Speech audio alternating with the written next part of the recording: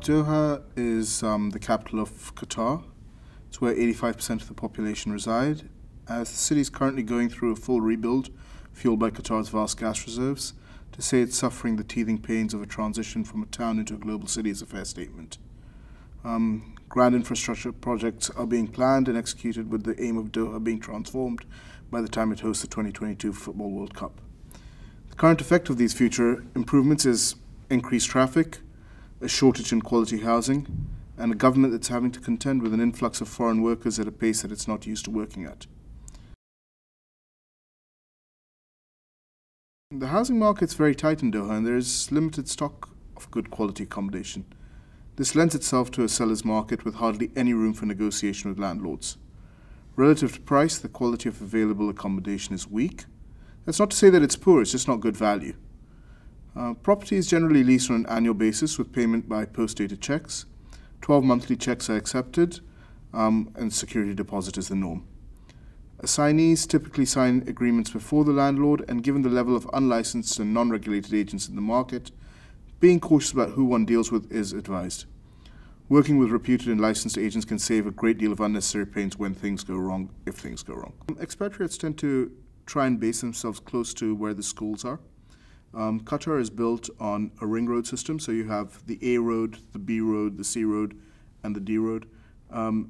Expatriates try to base themselves between the C and the D road nearer the airport because that's where the American and British schools are. But there are newer developments such as the Pearl and the West Bay area, which are also very favorable because the quality of accommodation within those is significantly higher than the older houses you would find in the other areas. With the infrastructure challenges within Qatar as they try and rebuild the city, currently public transportation is limited. There are plans to put together a full metro, and that should start construction next year and be rolled out in the next 4 or 5 years. There are also plans afoot to have a full bus system, etc. Currently, everybody drives. There are no challenges between male and female driving. Anybody can get a license. A lot of licenses are transferable from host countries such as the United States or the UK. So one should check if your license is transferable before getting to Qatar. Accordingly, you will be able to either have a very simple process, or if it's not transferable, you'll have to go through the challenges of doing driving school and getting your license converted following a test. With a varied expatriate population, there's a wide range of curriculums and schools available, but seats, like most places which are going through a fast boom, are in high demand. Lower primary places being where the mismatch between demand and supply is most exemplified. It's advisable to be proactive and start the schooling process before you leave your home country where possible. Additionally, carrying the required documentation and information to complete applications will help, as this process can be bureaucratic. Be aware of unaccredited schools and take the time to view the schools even if you have submitted applications prior to arrival. Being prudent in submitting applications to more than one school of choice is advised, and despite the schools being different to what you may be used to in your home country, children adapt much faster than their parents.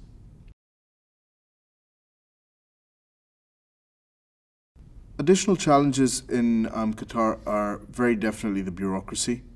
Inflexible procedures are challenging, especially when assignees are coming into the Middle East for the first time and are unfamiliar with the Arab way of working.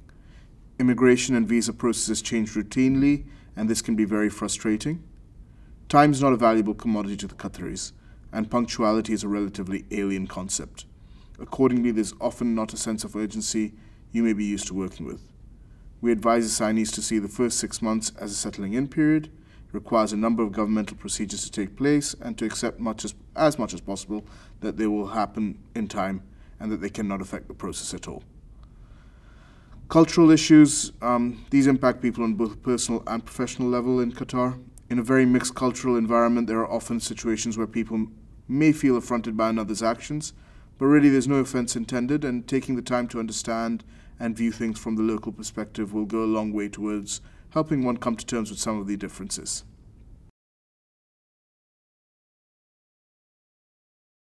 The first tip is give yourself 6 months to settle down and get through all the official processes required at the beginning of your settling in period. Make a lot of effort to get out there and make some friends. Friends become your family in this part of the world. Try and tap into and find what's interesting and unique about the new host country instead of trying to recreate your life from home. Qatar offers a number of strong cultural identities within its stratosphere. Above all else, pack a sense of humor. There are frustrations you're going to have to deal with and can't change. Better off laughing these situations off as part of the process.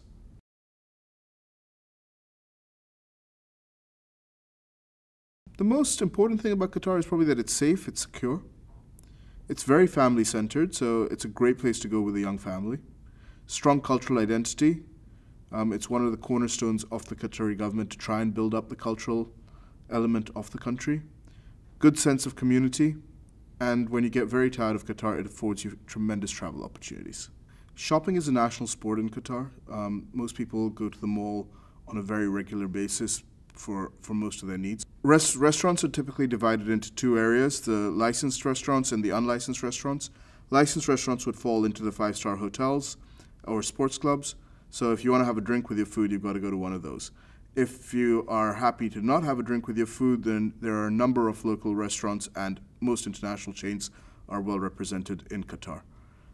You will be able to go out and have local food, which consists of grilled meats and has a slightly spicy tendency to it because of the proximity to the subcontinent.